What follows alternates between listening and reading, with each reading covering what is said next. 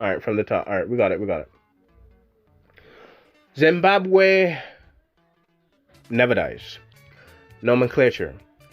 As the as early as the 1960s, African nationalist political organizations in Rhodesia agreed that the country should use the name Zimbabwe. They used the name as part of the titles for their organization as well. The name Zimbabwe, broken down from Zimbabwe, or Zimbabwe, Zimbabwe in Shona, one of the two major languages and the official language of the country, means houses of stone. Meanwhile, the white Rhodesian community was reluctant to drop the name Rhodesia, hence a compromise was met. The constitution named the new state simply as Zimbabwe-Rhodesia, with no reference to the status of the republic in its name, or being as a republic in the name. As such, it was similar in style to the post-1994 South African renaming of the Natal province to KwaZulu-Natal.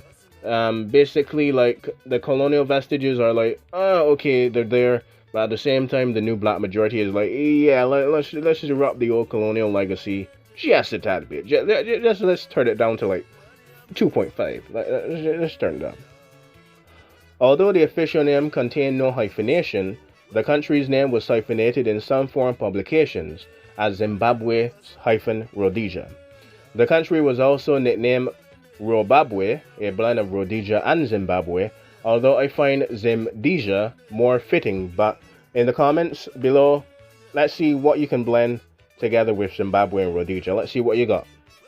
My audience is very, very smart and very talented, so a lot of comments I will see there. No bad comments, please. No bad comments, please. After taking office as Prime Minister, Abel Muzariwa, or the Abel Muzariwa, sought to drop Rhodesia from the country's name. The name Zimbabwe-Rhodesia had been criticized by some black politicians like Senator Chief Zafranian Charumbia, or the Zafranian Churambia, who said it implied that Zimbabwe was the son of Rhodesia. ZANU-PF, the Chinese-backed communist terrorist group in the Bush War, led by Robert Mugabe in exile, denounced what it described as the derogatory name of Zimbabwe-Rhodesia. The government also adopted a new national flag, featuring the same Zimbabwe soapstone bird. On the 2nd of September of that year, in addition, it announced changes to public holidays, with Rose Day, the founder that made Cairo to Cape, and Founders Day being replaced by two new holidays, both of which were known as Ancestors Day, while Republic Day and Independence Day were being replaced by President's Day and Unity Day, celebrated on the 25th and on the 26th of October of that year respectively. So two back-to-back holidays. I wonder, in 1979, I'll look at the calendar later and see if we could go back to what? 1978? Okay, we'll do that and we'll see how that goes. So in response, the Voice of Zimbabwe radio propaganda service operated by Robert Mugabe and Robert Mugabe's ZANU-PF from Maputo in Mozambique carried a commentary entitled "The Proof of Independence is not flags or names," dismissing the changes as aimed at strengthening the racist puppet alliance position at the Zimbabwe conference in London. The national airline, Air Rhodesia, had also been renamed to Air Zimbabwe. However, no postage stamps were issued from 1978 until Rhodesia became no more and Zimbabwe became a lot of stuff. It still knows Rhodesia, and the next stamp issued were in 1980. After the change, it just became Zimbabwe because that's what, spoiler alert for 60-year-old country at this point. Spoiler alert. No, wait, 40-year-old country. Spoiler alert. Zimbabwe-Rhodesia does not last long. Spoiler alert. And while the stamps were obviously inscribed accordingly to the country that it was in, so this makes Zimbabwe-Rhodesia the only country you could never mail for a whole year, or get mail or send mail for a whole year. So kind of isolated. Anyway, the government of Zimbabwe-Rhodesia. Now my audience is smart, my audience is very intelligent, so we're going to look at the day-to-day how Zimbabwe was run. During its brief existence, Zimbabwe-Rhodesia had one election, which resulted in its short-lived government constitution now. Adopting the Constitution of the Unilateral Declaration of Independence, or UDI, Zimbabwe-Rhodesia was governed by a Prime Minister and the Cabinet chosen from the majority party in a 100-member House of Assembly. A 40-member Senate acted as the upper house, and both together chose a figurehead president, in whose name the government was conducted in. Legislative branch, House of Assembly. For my non-Commonwealth viewers, House of Assembly is basically the House of Commons and the people that are elected from a constituency, but it should explain it a little bit. So basically it's like getting people from the states and they're all going to the White House, like the Senate. So basically the same thing, just different names, guys. Same thing, just different names. So yes, in actuality, America is a presidential, we'll call it a parliamentary democracy, a presidential democracy, something like that. Anyway, the House of Assembly. Of the 100 members of the House of Assembly, 72 were common roll members for whom the electorate was every adult citizen. All of these members were Black African. Those on the previous electoral roll in Rhodesia, due to education, property, and income qualifications for voter rolls, elected 20 members. Although they did not in theory exclude non-whites, very few Black Africans met the qualification requirements needed to vote. So yeah, basically it was a white minority rule government, even though in theory Asians and Black people could vote, but the requirements were pretty high, very high. Income qualifications. I mean, like when you go to education, I know that most of Africa was not educated, and most educated leaders of their country actually had to study in Europe.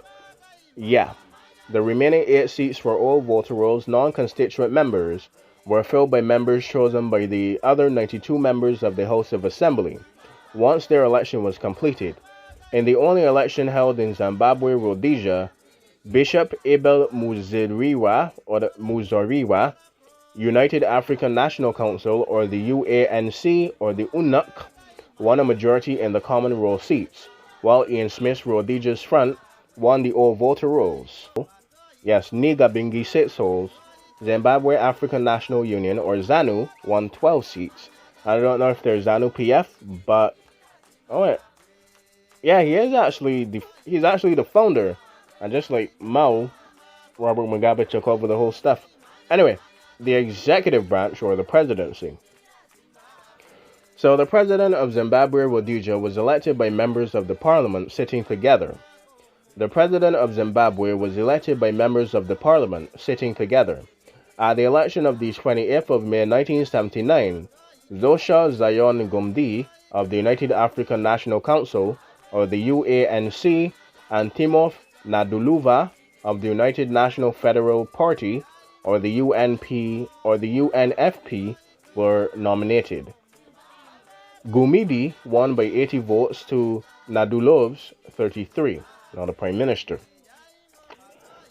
Starting with 51 seats out of 100, Abel Muzariwa of the UNAC was appointed as Prime Minister, and was also appointed Minister of the Combined Operations and Defense.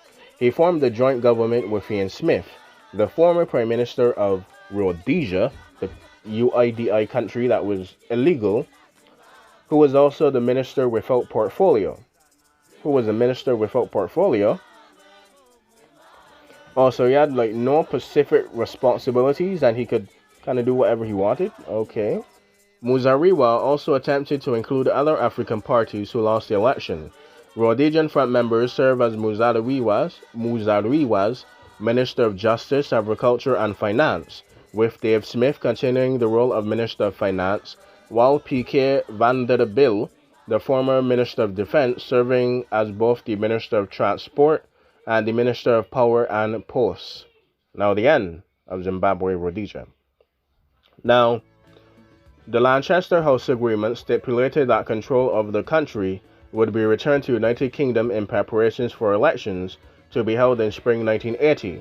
According on the 11th of December 1979, the Constitution of Zimbabwe-Rhodesia Amendment No. 4 Act, declaring that Zimbabwe-Rhodesia shall cease to be an independent state, Zimbabwe-Rhodesia shall cease to be an independent state and become part of Her Majesty's domains, was passed.